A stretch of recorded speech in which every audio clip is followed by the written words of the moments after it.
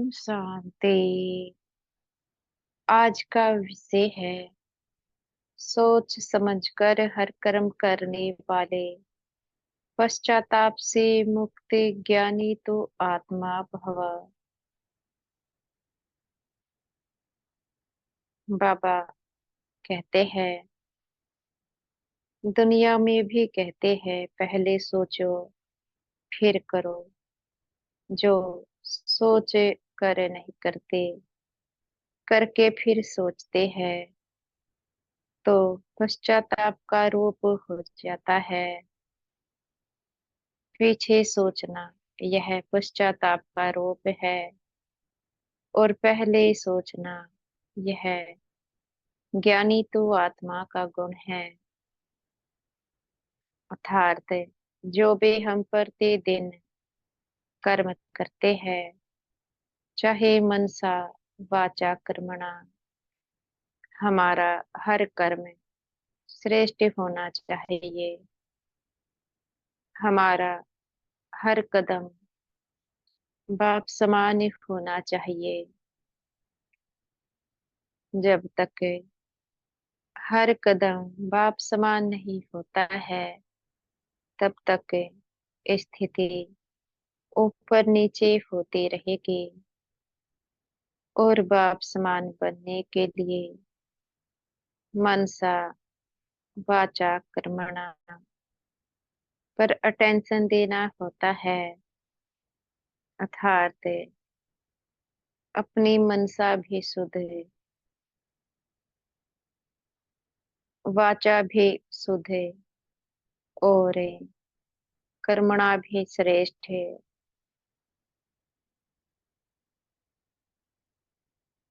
प्रश्न है, कैसे अपने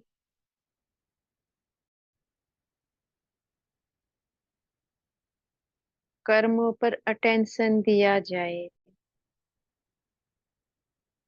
जब हम कोई भी कदम सेवा अर्थ उठाते हैं,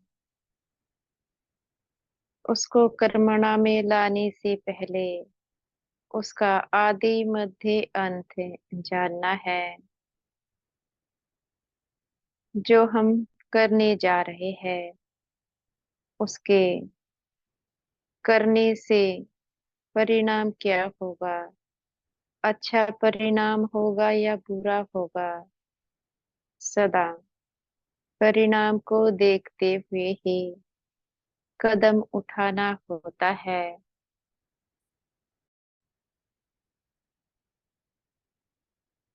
बगैर सोचे समझे उठाए गए कदम हानिकारक होते हैं। कोई भी घटना हो सकती है, परिस्थिति बिगड़ सकती है। इसलिए सदा सोच समझ कर कदम उठाने हैं। जब भी कोई फैसला जीवन में लेते हैं, तो सोच समझ कर लेना है। उस फैसले का नतीजा क्या निकलता है, क्या वह फैसला जो हम लेते हैं सबको सुख देने वाला है, या फिर केवल स्वयं के प्रति है, स्वयं को सुख देने वाला है। हमारे उस कदम से ऐसा तो नहीं कि दूसरी आत्माओं का अकल्याण ही हो जाए, दूसरों को दुख मिले।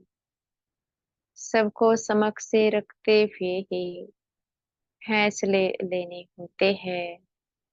क्योंकि जो निमित्त आत्माएं हैं, जो अपने को जिम्मेवार आत्मा समझते हैं,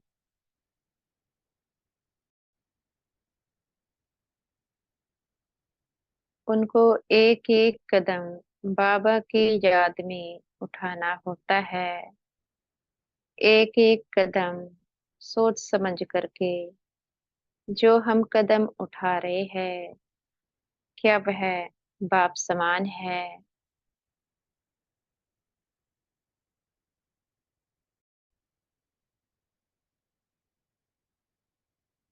हम निमित्त आत्माएं हैं और विश्व की सेवा के लिए कुछ फैसले भी लेने होते हैं।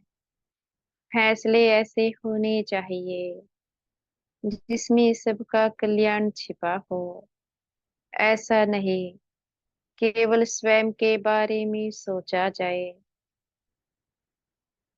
सबके बारे में सोच समझ कर ही फैसले लिए जाए।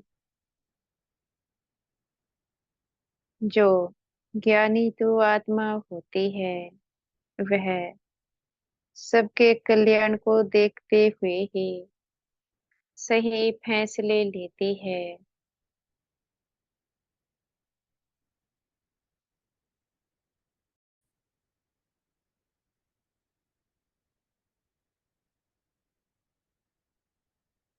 जो ज्ञानी तो आत्मा होते हैं, उनकी बुद्धि बेहद की होती है, अर्थात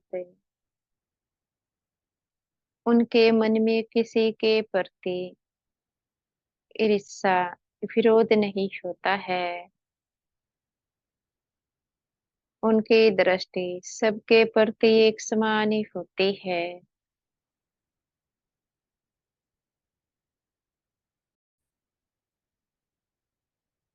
ऐसी आत्माएं बेहद के प्रति अगर कोई फैसले लेती भी है, उसमें सबका कल्याण छिपा हुआ होता है। लेकिन कौन सी आत्माएं जो सबके प्रति एक समान दृष्टि रखती है, किसी के प्रति उसके मन में ईर्ष्या द्वेष किसी भी प्रकार का व्यर्थ संकल्प नहीं चलता है। ऐसी आत्माएं अपने लिए भी फैसलों पर कभी पश्चाताप नहीं करती है, क्योंकि जानती है उनके फैसले सही है। क्योंकि बुद्धि बेहद की है, तो हमें अपनी चेकिंग करनी है। जब हम कोई फैसले लेते हैं, हद की बुद्धि के चलते लेते हैं या फिर बेहद की बुद्धि के चलते लेते हैं। हद की बुद्धि में क्या होता है,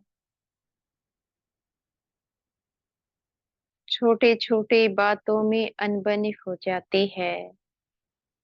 मान सम्मान इन सब में बुद्धि फंस जाती है। और जो बेहद की बुद्धि वाले होते हैं, वे इन बातों में नहीं जाते कि मुझे मान मिले या सान मिले।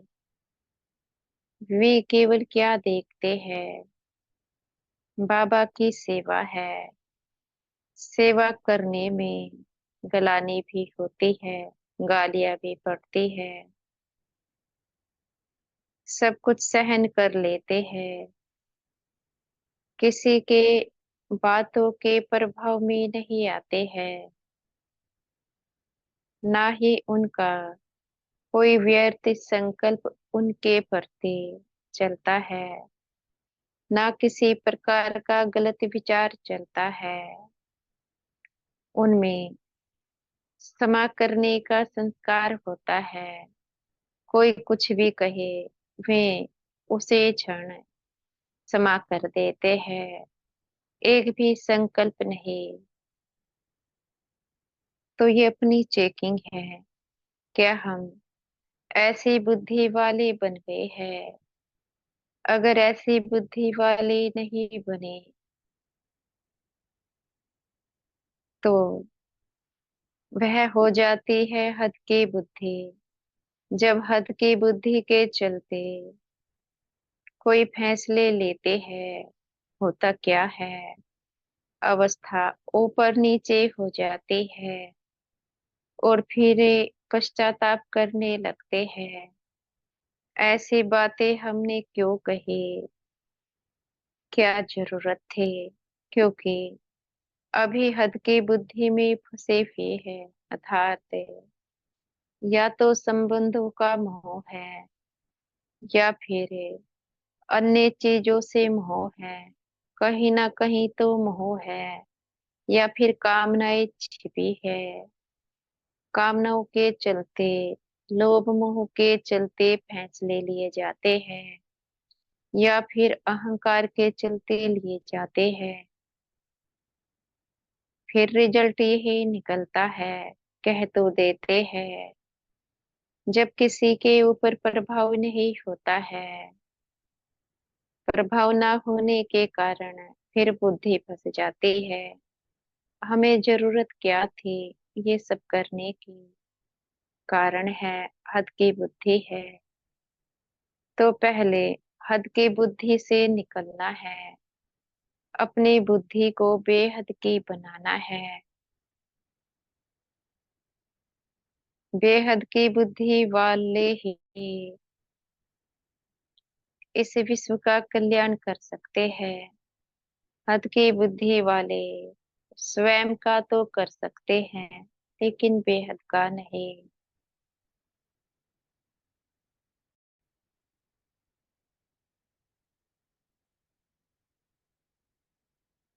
बेहद की बुद्धि वाले छिपे नहीं रहते हैं,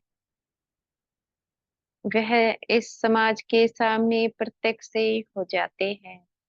और हद की बुद्धि वाले छिपे रह जाते हैं। करे अपनी अपनी चेकिंग, अभी किन बातों में हद की बुद्धि है और किन बातों में बेहद की बुद्धि है। समय रहते हद की बुद्धि से बाहर निकलना है, बेहद की बुद्धि वाली बनना है। जितना बेहद की बुद्धि वाले बनते हैं, उतना परम पिता के करीब आते जाते हैं। परम पिता के करीब आना है तो हद की बुद्धि से निकल बेहद की बुद्धि वाले बनना है। अच्छा, ओम शांति।